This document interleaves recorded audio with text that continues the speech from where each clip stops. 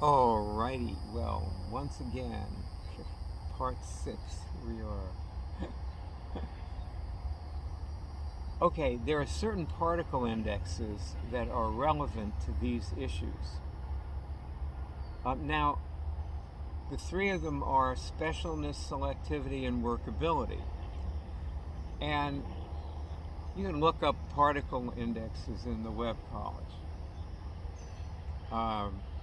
They're with particle attributes. The attributes can be indexed. Um, so, if all three of those are, like if workability is very low,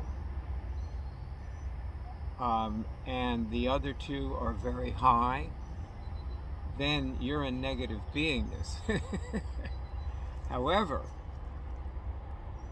if workability is high along with the others being high, you are not in negative beingness. It means you're highly viable. um, so if you just think about, for example, I'm thinking about Franny's sister, and I'm sure that there were lots of beautiful girls working the same place she was when she met her husband to be. And the question is, why did she, end up with him and the others didn't? And the answer would be that she had a very high selectiveness index, and she wasn't thinking in terms of all these people. She was very good at eliminating people. Boom, boom, boom. And if you think about stock trading, the same applies there. That effective stock trading is all about selectiveness. Like today, for example, the market has done very little, open down, and kind of, has so far fluctuated in a kind of narrow range. And I traded twice. So, and as I was driving here in the car, I was asking myself, why I do these trades where I'm not going to make very much or lose, and I do them because I want to learn something. So that indicates a high workability index, which means I'm okay. My trading is okay. And I've not only put in effective risk management, but sometimes I even do trades to make my losses back, which I hate to admit, but because that's not my method of trading. But all the trades that I do help me learn something. Like I get just more of a feeling of what it's like to be in a trade, and that's good. That's good, and I need that, and it's also fun, So,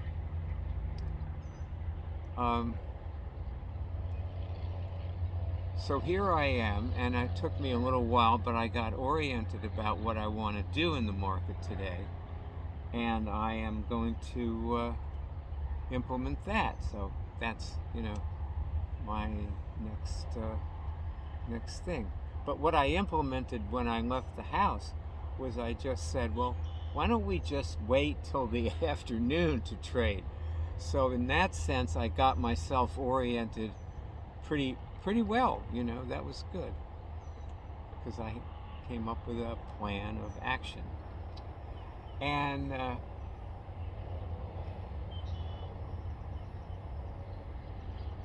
also, when I think about Franny's sister and how the offer that she got was to be, to quit her job and be his assistant and fly around the world with him. And so you had to like traveling, but see, she just made that work. I don't think she went to Hawaii with the idea that she wanted to do a lot of traveling. But I'm afraid that, over years and years of traveling with him, and, they didn't get married for 5 years, but she had a high level of workability.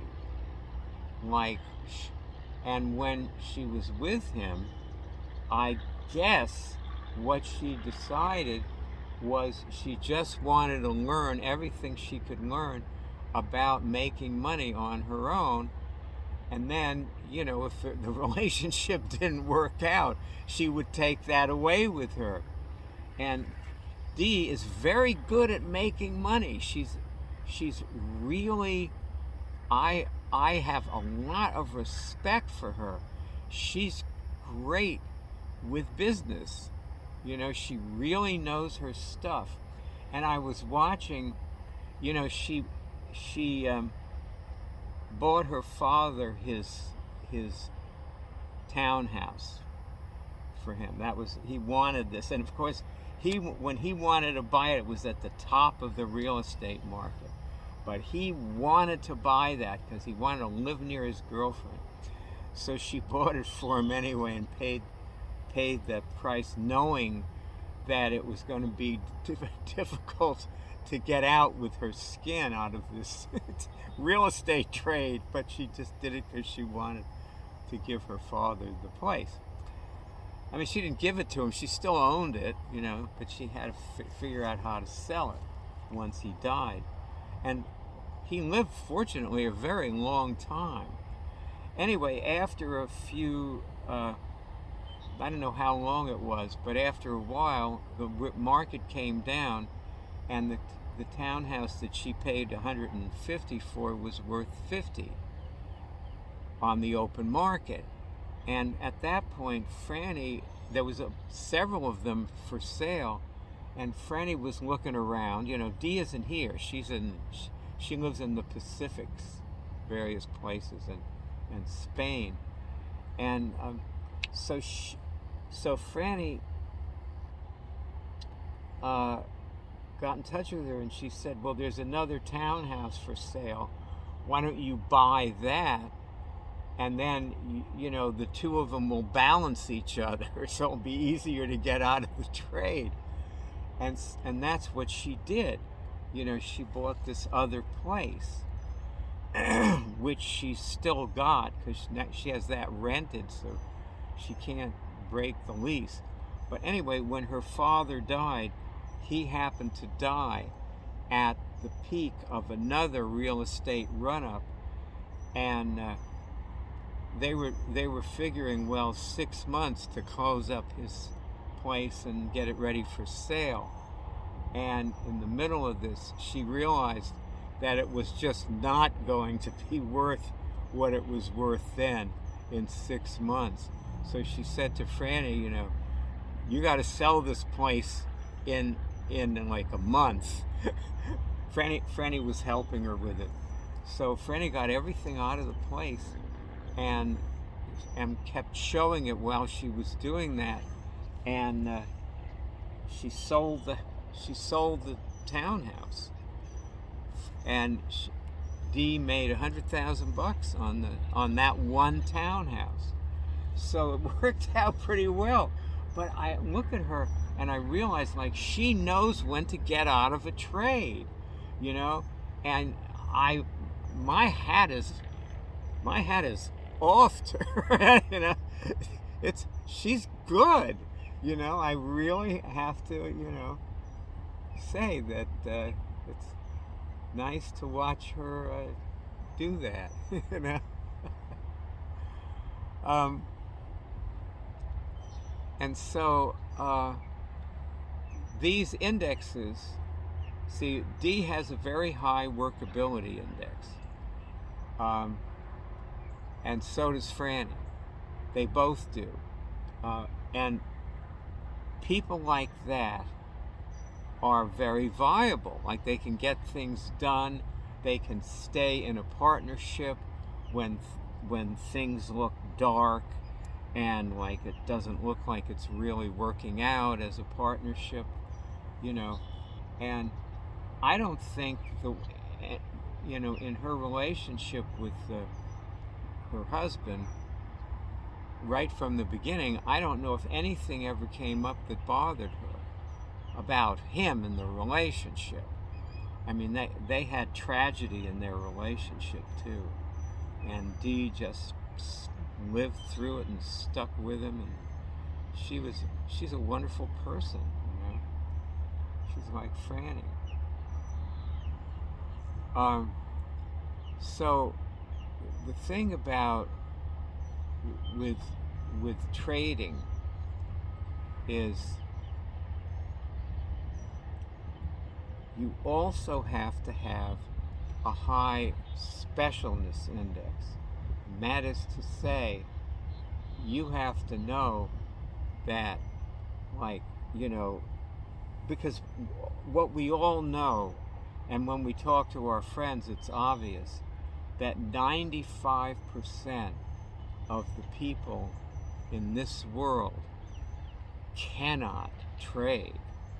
You know, they're just not cut out for it. But we have to know that we're special in that sense, that we can do it. And I think that that's one of the main things I got from my mother. My mother just basically told me I could do anything. And what she always wanted me to be was a stock trader. That was the thing she was good at, and that's what she wanted me to do. So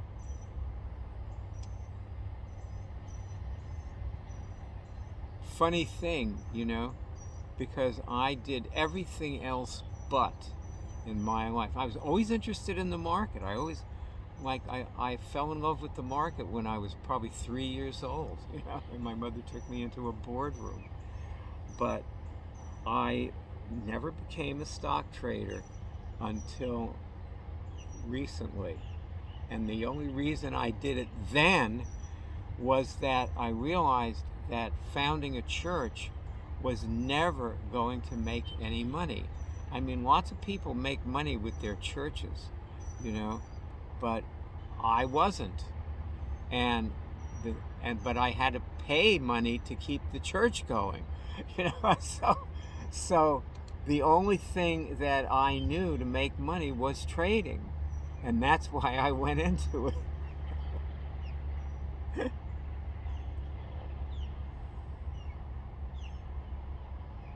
Well, you know, I've never worked. Really, the last time I worked for another person at a job was in 1970. I have been working for myself in all these various businesses ever since then. You know, once I quit that job and went into the jewelry business, I never went back to being. And it never seemed like an option for me. Like when I, you know, when the jewelry business just was petering out, because, you know, jewelry goes through 7-year cycles. I didn't know this but I got into the jewelry business in the last year and a half of one of those 7-year cycles, when it was getting smaller and smaller and smaller. And I was thinking, I probably got to figure out something else to do to make money. And a friend of mine she was a jewelry person, but she took belts out with her. She had a little rack of link belts on her jewelry stand, and we sold in the street. And it was much easier to sell belts in the street. The displays were just lighter. And anyway, so I started taking out a clothes hanger with belts on it. She told me where she bought the belts, and I went and bought them. And one night I made $3 selling jewelry and $50 selling belts. And the next morning when I woke up, I was a belt manufacturer. It's just, that's how you do it. It's workability. It's a high workability index.